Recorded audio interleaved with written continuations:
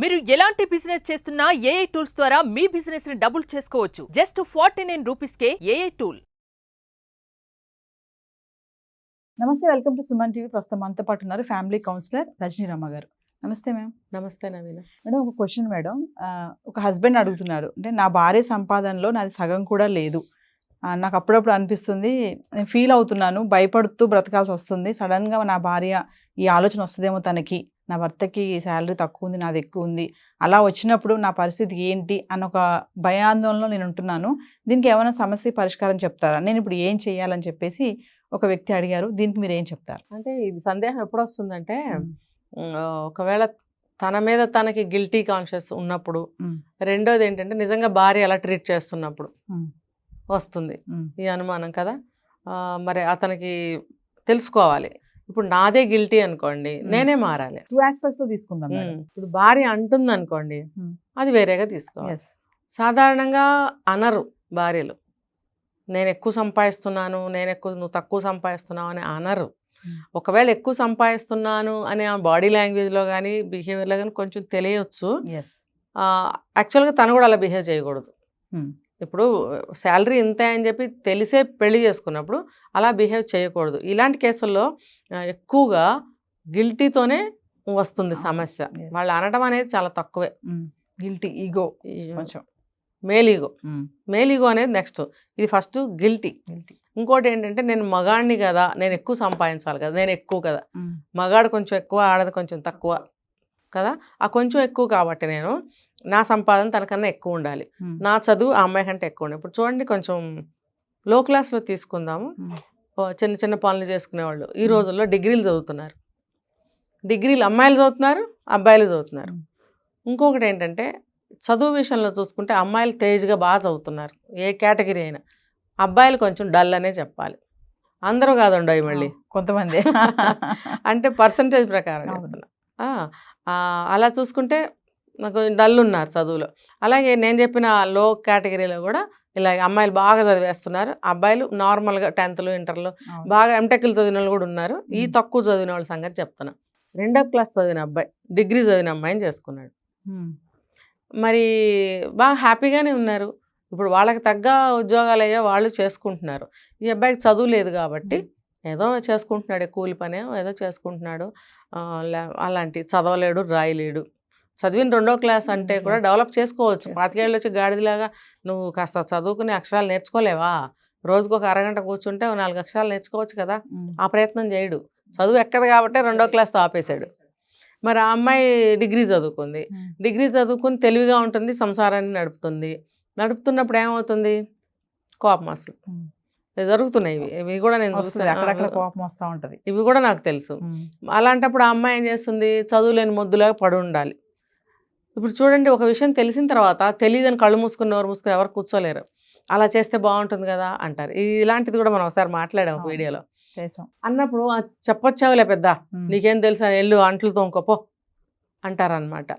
అంటే పాప అమ్మాయి డిగ్రీ చదివి కూడా 2వ క్లాస్ చదివినోడు ఆ మాట అంటే నిజమే అని నమ్మాలి, నిజమే అని ఒప్పుకోవాలి. నమ్మటం కాదు, నిజమే అని ఒప్పుకొని వెళ్ళిపోవాలి అక్కడి నుంచి.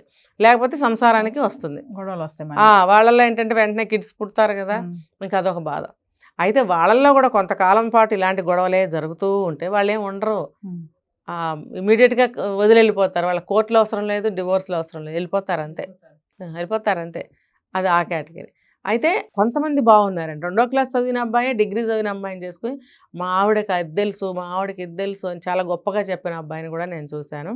ఇంకొక అబ్బాయి 2వ క్లాసే చదివిన అబ్బాయి భార్యని చిన్నప్పుడే పెళ్లి చేసుకుని ఆ అమ్మాయిని ఇంటర్ చదివించాడు, ఇప్పుడు డిగ్రీ చదివించడానికి రెడీగా ఉన్నారు అలాంటి వాళ్ళు కూడా. అంటే మనస్తత్వంలోనే కదండి ఇదంతా తేడా.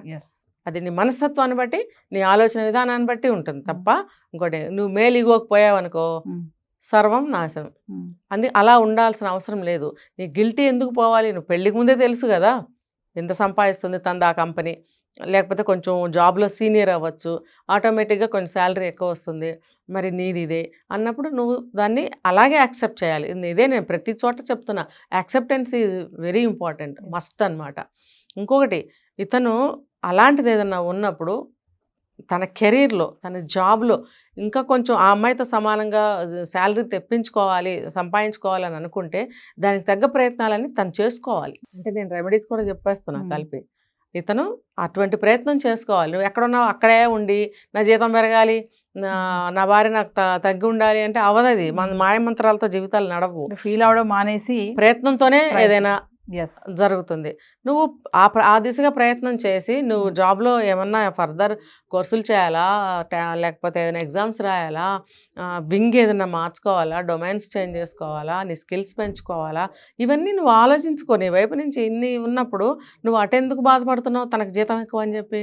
నేను చెప్పా, అమ్మాయిలు షార్ప్గా ఉంటున్నారు, చాలా షార్ప్, కెరీర్లో చాలా ముందుకు దూసుకెళ్తున్నారు. ఇంకోటి ఆడపిల్లలకి ఎక్కువ పట్టుదల ఉంటుందండి, మగవాళ్ళకే ఉంటుంది కానీ వీళ్ళకంటే కొంచెం ఎక్కువ పట్టుదల, ఏదైనా సాధించాలి అనే పట్టుదల వాళ్ళలో ఎక్కువ ఉంటుంది.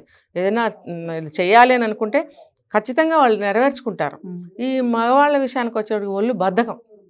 ఈ ఒళ్ళు బద్ధకంతో ఏం చేస్తున్నారంటే చేయొచ్చులేనో సరిపోతుందిలేనో ఊరుకుంటారు. ఆ మార్పు ఎప్పుడైతే వాళ్ళ బ్రెయిన్కి తగులుతుందో అప్పుడు ఇక ఫీల్ అవ్వటం మొదలు పెడతారు. అప్పుడు బాధలన్నీ వస్తాయన్నమాట. అలా కాకుండా నువ్వు ఏం చేయాలో అది చేస్తే నువ్వు రీచ్ అవ్వగలుగుతావు. ఇంక లేకపోతే అంటే నువ్వు అసలు అటువంటి సిచ్యువేషన్ నిజంగా ఇంట్లో ఉందనుకోండి, నువ్వు కుంగిపోతున్నావు, బాధపడుతున్నావు, భార్య బిజీతో నిన్ను పట్టించుకోవట్లేదు, వెళ్తుంది వస్తుంది అంటే మైండ్ చేసేటప్పటికి కొంతకాలం పడుతుంది. ఈ కొంతకాలంలో డ్యామేజ్ ఏదైనా జరిగిందనుకోండి, జరుగుతుంది అని నువ్వు గ్రహించినప్పుడు ఏం చేయాలి? మాట్లాడాలి. ఏదైనా చూడండి, గొడవ అయినప్పుడు అలా కాదు ఇలా అని మనం మాట్లాడుకో. ఫస్ట్ ఎయిడ్ అదే చేయాలి. ఏ చిన్నదైనా సమస్య పెద్దదైనా మాట్లాడుకోకపోతే అపోహలు ఉండిపోతాయి కదా. అంటే నాకు ఈ ఫీలింగ్ వస్తుంది, నీ శాలరీ ఎక్కువ ఉంది, నాకు తక్కువ ఉంది అనే బాధ వేస్తుంది, కొంచెం ఆలోచిస్తున్నాను, కూర్చోబెట్టి మాట్లాడాలంటారా? తను ఏమనుకుంటున్నాడు ఆ పాయింట్ని అక్కడ పెట్టి మాట్లాడుకోవాలి. ఇప్పుడు నిజంగానే అమ్మాయి ఇలా బిహేవ్ చేస్తుంది, నాది ఎక్కువ నీది తక్కువ అన్నప్పుడు కానీ, లేకపోతే నువ్వే ఫీల్ అవుతున్నప్పుడు కానీ మాట్లాడు కూర్చొని. ఏమై నువ్వేమైనా ఇలా ఫీల్ అవుతున్నావా, లేకపోతే నాకే ఇలా ఫీల్ అవుతున్నాను అని చెప్పి మాట్లాడుకోవాలి. మాట్లాడుకున్నప్పుడు తన మనసులో ఉద్దేశం అంటే తను మాట్లాడుతుంది. ఇప్పుడు గుండెల్లో ఉన్నది కళ్ళల్లో కనిపిస్తుంది అంటారు. ఆ భావాలు ఎప్పుడైనా సరే కళ్ళల్లో కనిపిస్తాయి. నువ్వు అది ఎందుకు గ్రహించలేకపోని? నీ భార్యకి అటువంటి అభిప్రాయం లేదు. ఆమె మాటలో కానీ ఆమె కళ్ళల్లో కానీ బిహేవియర్ నీకు ఇచ్చే ట్రీట్మెంట్లో కానీ నీకు అర్థం అవ్వాలి కదా. అదేది లేనప్పుడు నువ్వు ఎందుకు ఫీల్ అవుతున్నావు అంటే నీ మేల్ ఈగో, నీ అసమర్థత, నీలో స్కిల్స్ లేకపోవడం, నీలో ప్రయత్నం లేకపోవడం. కాబట్టి ఆ తప్పు నీ వైపు ఉందా తన వైపు ఉందా ఫస్ట్ నువ్వు గ్రహించు. ఎవరి వైపు ఉన్నా సరే ఇద్దరు కూర్చొని మాట్లాడుకోవటం అనేది మంచిది. ఇంకోటి ఏంటంటే భార్య అయినా సరే ఎందుకు నువ్వు ఇట్లా ఫీల్ అవుతున్నావు, నేనేం అనుకోవటం లేదు కదా, ఇప్పుడు జాబ్ చేస్తున్నాను అనే కారణం అయితే నేను జాబ్ మానేసి ఇంట్లో కూర్చోవచ్చు. శాలరీ ఎక్కువ వస్తుందన్న విషయం అయితే దానికి నేనేం చేయగలను? కాబట్టి నువ్వు సంపాదించినా నేను సంపాదించినా మన ఇద్దరి కోసం, నెక్స్ట్ పిల్లల కోసం. అలాంటప్పుడు ఇద్దరం ఇంతంత తీసుకొచ్చి ఒక దాంట్లో వేస్తే రెండు సమానం అయిపోతాయి. ఎవరు ఎక్కువ తక్కువ ఉండదు. నువ్వు 40 తెస్తావు, నేను 60 తెస్తా, రెండు కలిపేస్తే 100 అవుతుంది.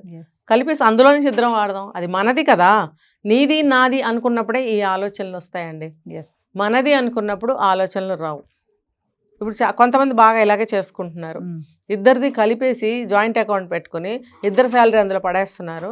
ఇప్పుడు తల్లిదండ్రులు కూడా చాలామంది తీసుకోవట్లేదు పిల్లల దగ్గర డబ్బులు, ఇంకా వాళ్ళే చూసుకుంటున్నారు. కాబట్టి అంటే వేరుగా ఉంటున్నారు కాబట్టి వీళ్ళు ఏం పట్టించుకోరు. కాబట్టి అప్పుడు ఇద్దరు కలిసి జాయింట్ అకౌంట్లో వేసినప్పుడు నీకు ఒక 25,000 అవసరం అయినప్పుడు నేను తీసుకుంటున్నాను, మరి లెక్కలు తేడాలు రాకూడదు కదా. ఇగో నేను ఈరోజు ఇది నీకు చెప్పే టైం లేకపోయింది, నేను డ్రా చేయాల్సి వచ్చిందని, ఒకవేళ డ్రా చేసిన తర్వాత అయినా సరే నువ్వు కాల్ చేసి చెప్పొచ్చు, ఇంటికి వచ్చాకైనా చెప్పొచ్చు. చెప్పడం అయితే మస్ట్. అలాగే ఇతను కూడా తీసుకున్నప్పుడు ఇలాగే చెప్పి తీసుకోవాలి. లెక్కలు అనేవి మెయింటైన్ చేసుకోవాలి. చేసుకున్నప్పుడు ఏ అవసరం కోసం ఎవరి అవసరాల కోసం మీరు ఖర్చు పెడుతున్నారు అనేది ఒక లెక్క అనేది ఉండాలి. అలా చేసుకుంటే ఇద్దరిది ఒకటే అవుతుంది.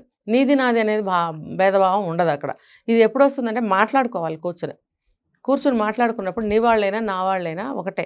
లేదు నీ వాళ్ళకి నువ్వు 10,000 ఖర్చు పెట్టుకోవాలి, నేను నా వాళ్ళకి 10,000 ఖర్చు పెట్టుకోవాలన్నప్పుడు కూడా ఇద్దరు అనుకుని ఖర్చు పెట్టుకోండి. తర్వాత నువ్వు నీ వాళ్ళకి ఖర్చు పెడుతున్నావు కాబట్టి నేను నా వాళ్ళకి ఖర్చు పెడతాను అంటూ ఓవర్గా ఖర్చు పెడితే మళ్ళీ గొడవలు వస్తాయి.